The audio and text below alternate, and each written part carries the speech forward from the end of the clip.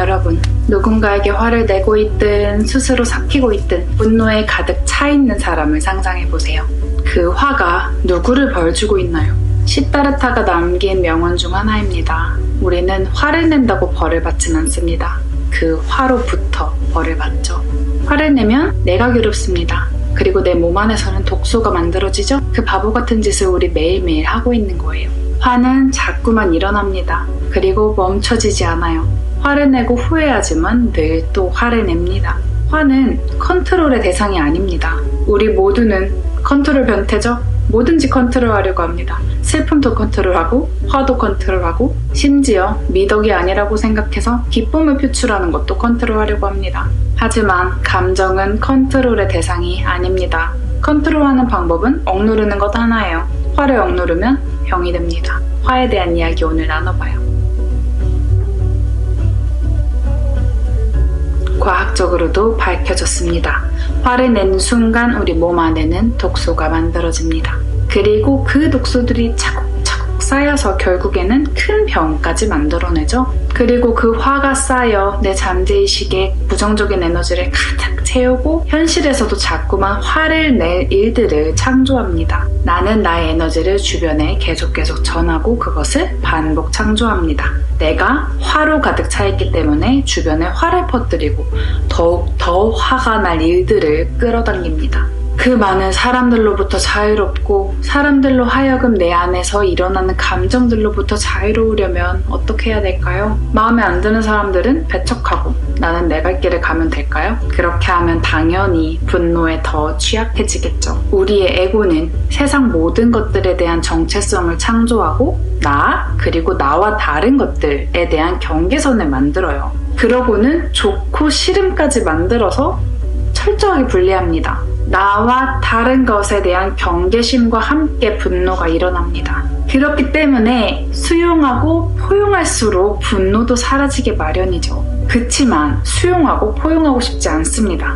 죽어도 하고 싶지 않아요. 그게 에고입니다.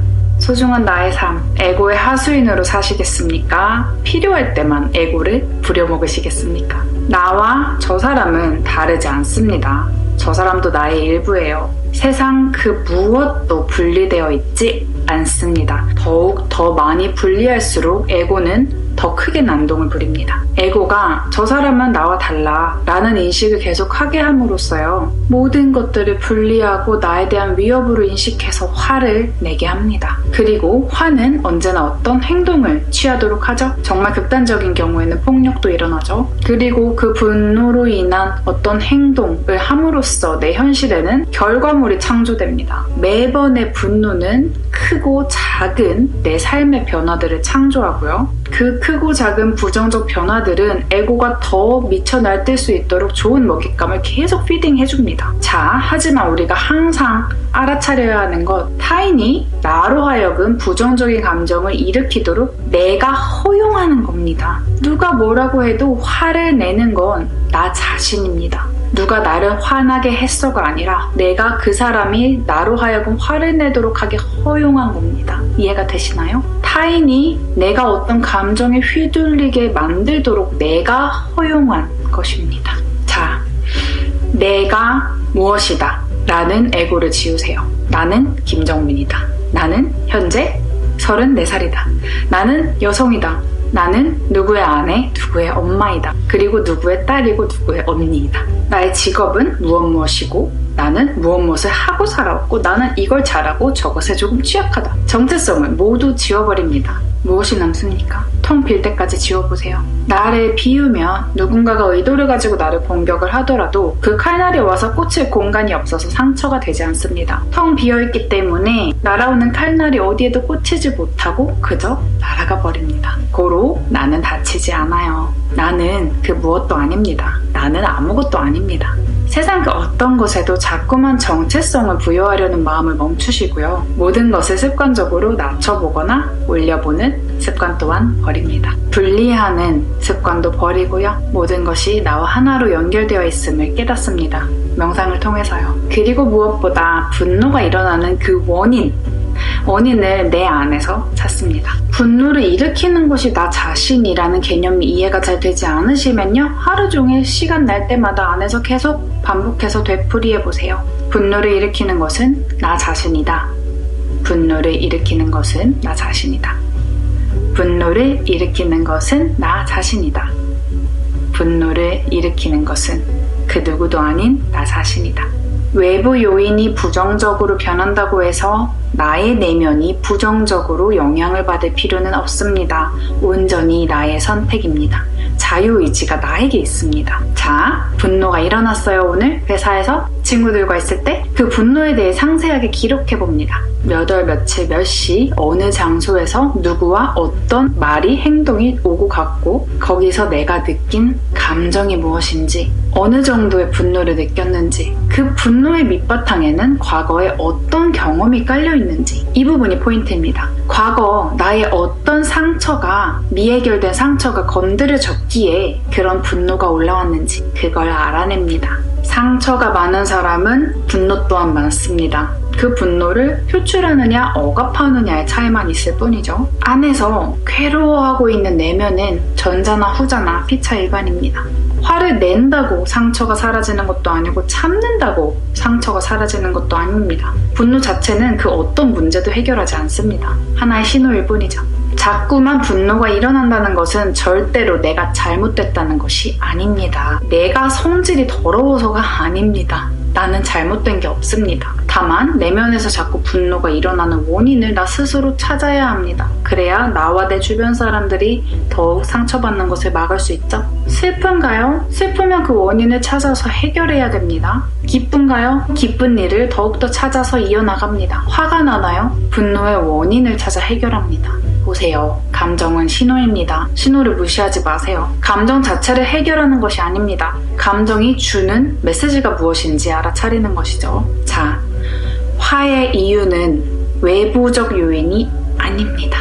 화가 일어나는 이유가 외부에 있지 않습니다. 무조건 나의 내면에 있습니다. 내면이 치유가 되면요, 같은 환경을, 같은 사건을 마주해도 분노가 일어나지 않습니다. 답은 내 내면에 있습니다. 그래서 극도의 분노가 일어나는 바로 그 순간 잠시 평온하게 눈을 감고 상대에게 책임을 돌리려는 에고를 잠재우고요, 내면에서 왜 분노가 일어나고 있는지 조용히 관찰합니다.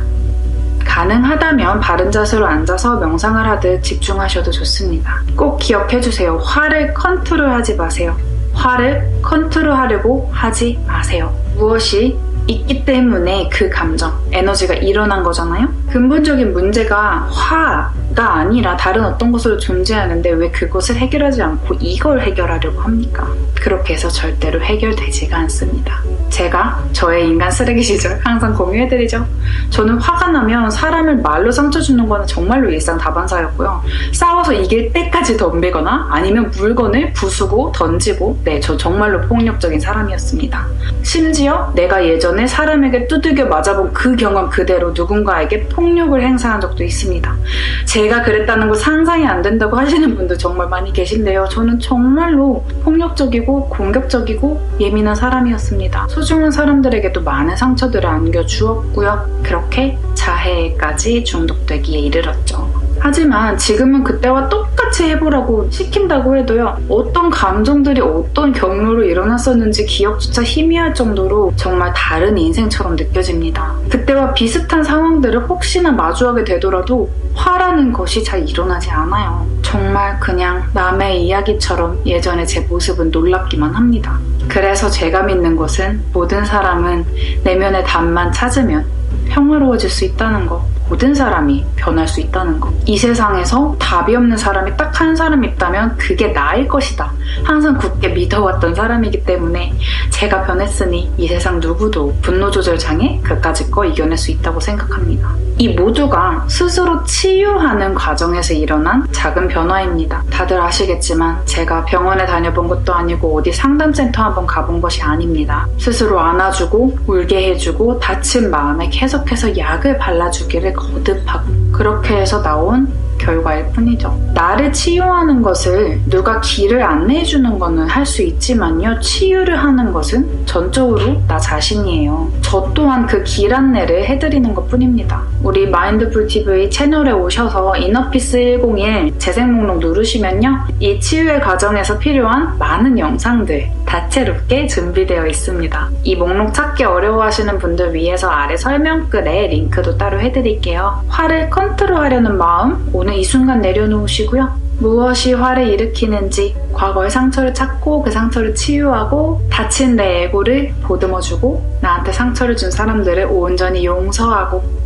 듣기에는 굉장히 어렵고 긴 여정인 것 같죠? 하지만 우리 모두가 삶에서 반드시 해야 하는 과정이기도 합니다. 그리고 인생 새 챕터를 열기 시작하신 것 축하드립니다. 분노 조절 장애가 아닙니다. 많이 아플 뿐이에요. 화가 날 땐 내가 아프다는 걸 알아주세요. 오늘도 명상하는 거 잊지 마시고요. 이너피스 찾으시길 바랄게요. 평온하세요.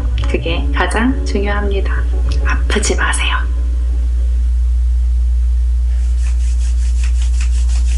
자존감의 바닥에서 벗어나지 못하는 사람들, 그 이유가 진짜 뭘까요?